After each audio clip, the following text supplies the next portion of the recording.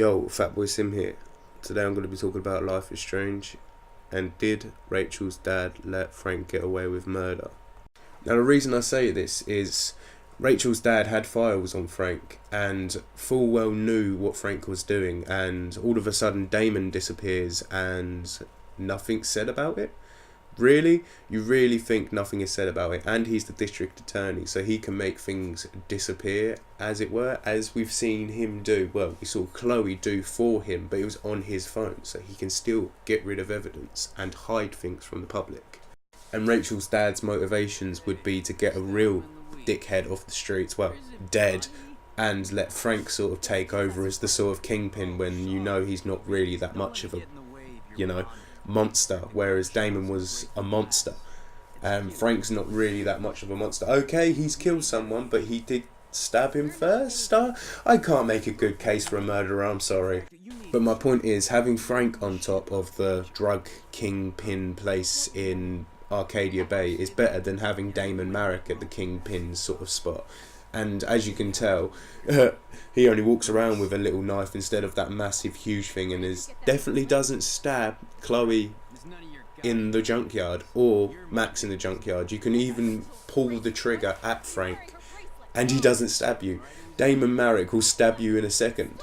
Like, I'm not making a case for a murderer. Frank's still a dickhead for doing what he's doing, but I think he's doing it as a front. Deep down, Frank ain't really like that. He's got drawn into shit from 3 years ago that we've now seen, and is just doesn't know how to get out of it.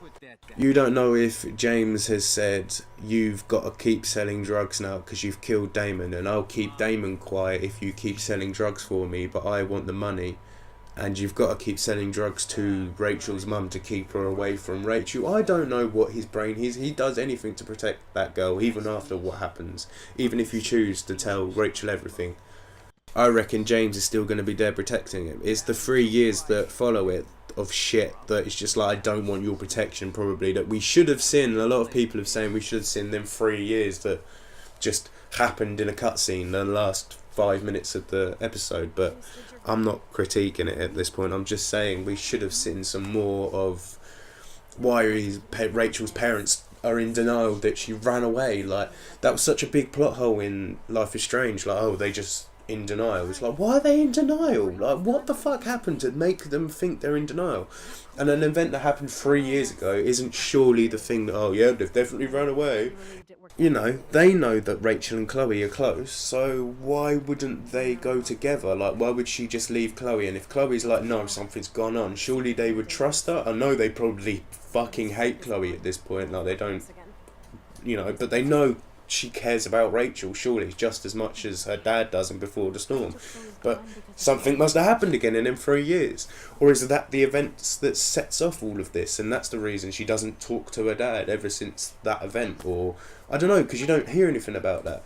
Anyway, thank you so much for watching. I've got 30 days to save my channel. Like, comment, subscribe, and I'll see you in the next one. Peace. Hey, it's Thelma and Louise.